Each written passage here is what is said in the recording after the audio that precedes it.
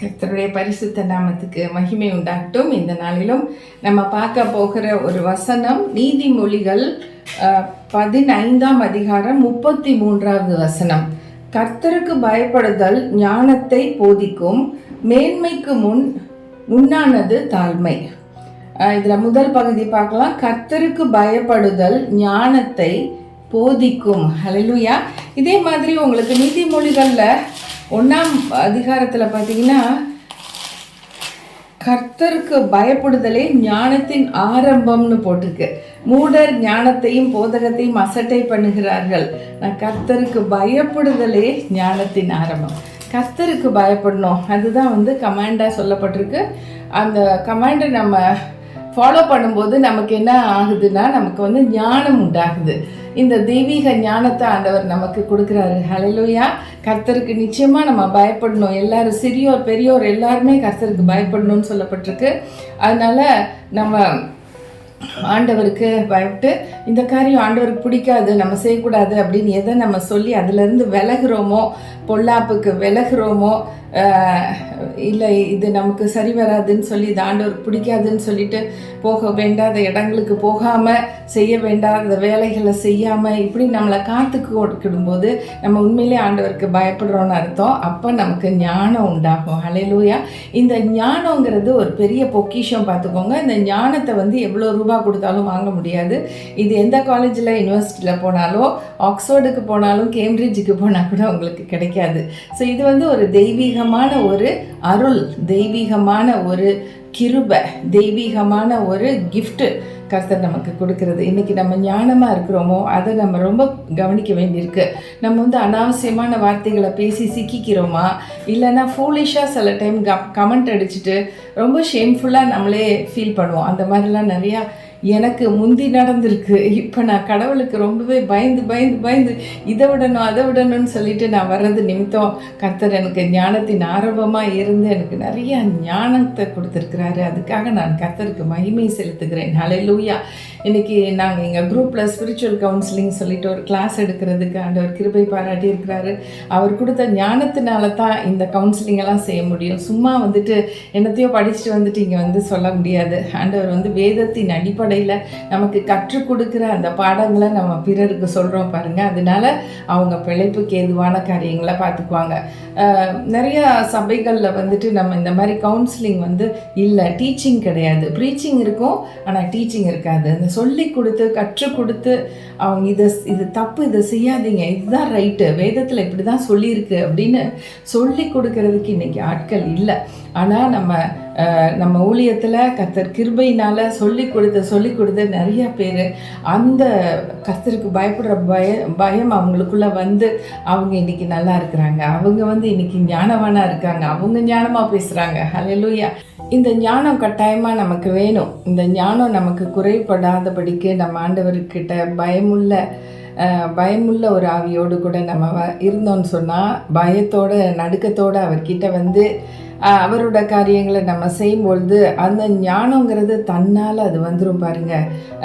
ஏசாயா 11ஆம் அதிகாரத்தில் 2ஆம் வசனத்தில் சொல்லியிருக்கு, ஆண்டவராகிய இயேசு கிட்ட என்ன மாதிரி ஆவி இருந்ததுன்னா, ஞானத்தையும் உணர்வையும் அருளும் ஆவியும், ஆலோசனையும் பலனையும் அருளும் ஆவியும், அறிவையும் கர்த்தருக்கு பயப்படுகிற பயத்தையும் அருளும் ஆவியுமாகிய கர்த்தருடைய ஆவியானவர் அவர் மேல் தங்கியிருப்பார்.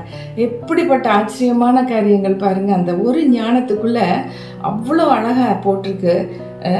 இந்த மாதிரி உள்ள ஞானத்தை கர்த்தர் நமக்கு கொடுப்பார். அடுத்த வசனத்திலேயே கர்த்தருக்கு பயப்படுதல் அவருக்கு உகந்த வாசனையாக இருக்கும்.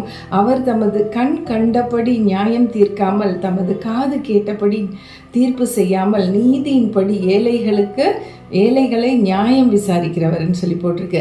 ஹல்லேலூயா. ஆண்டவர் அவ்வளோ நல்ல ஞானவான். அவர் சர்வ ஞானி. அவருடைய செய்கைகளை மனுஷனுக்கு புரிந்து கொள்ள முடியாது. அந்த அளவுக்கு அவர் ஞானமுள்ள தெய்வம். அவர்கிட்ட இயேசுவின் மேல் இருந்த அந்த ஞானம் நமக்கு வேணும்.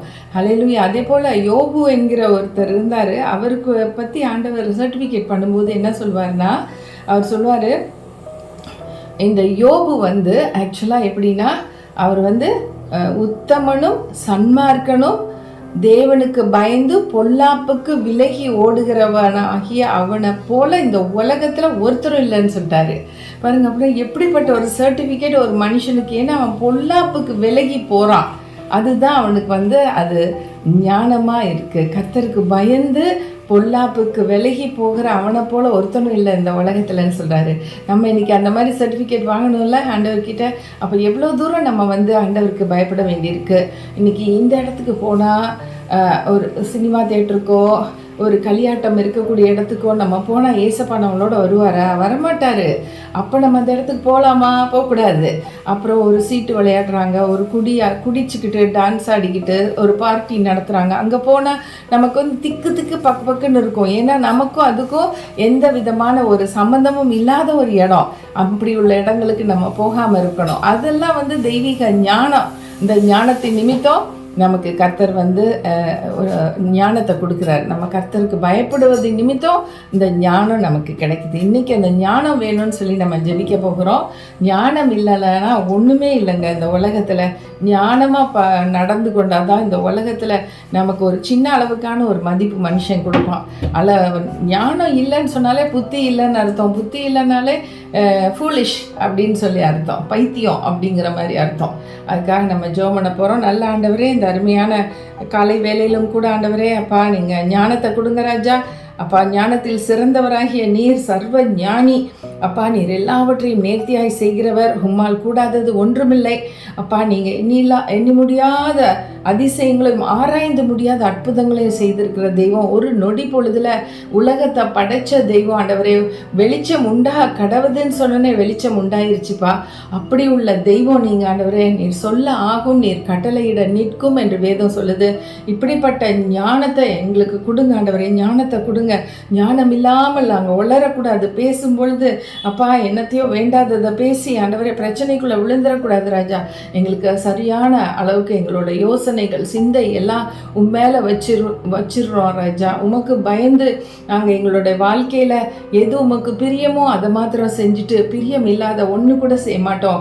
கர்த்தருக்கு பயந்து இப்படி இருக்கும் பொழுது எங்களோட வாழ்க்கையை நீங்கள் செவ்வாய்ப்படுத்தி எங்கள் வழிகளை செவ்வாய்ப்படுத்தி எங்களுக்கு சக்ஸஸ்ஃபுல்லான ஒரு லைஃப்பை நீங்கள் கொடுப்பீங்க நாங்கள் விசுவாசிக்கிறோம். இந்த வேலையில் யாரெல்லாம் கூட ஆண்டவரே எனக்கு ஞானமே இல்லைன்னு சொல்லி ஒத்துக்கிறாங்களோ அவங்களுக்கு நீங்கள் ஞானத்தை கொடுங்க. யாரெல்லாம் எனக்கு ஞானம் வேணும், எனக்கு இயேசு கிறிஸ்து மேலே இருந்த அதே ஞானம் வேணும் அப்படின்னு சொல்லி அந்த ஏசாயா 11:2 அவங்க கேட்டாங்கன்னா அவங்களுக்கு கொடுத்துருங்க. நீங்கள் ஏராளமாக தாராளமாக கொடுக்குற தெய்வம் ஆண்டவரே. இடத்துல எதை கேட்டாலும் கொடுப்பேன்னு சொல்லியிருக்கீங்களே, இதை கொடுங்கப்பா. ஆசீர்வதிங்க. இவங்க மேன்மையும் கீர்த்தியும் புகழ்ச்சியுமா இவங்க வாழ்க்கையில் விளங்க தேவரீர் உதவி செய்வீராக. நம்முடைய கரத்தில் ஒப்பு கொடுக்கிறோம். இயேசுவின் நாமத்தில் கேட்கிறோம் நல்ல பிதாவே. ஆமென், ஆமென். Thank you friends and God bless you all.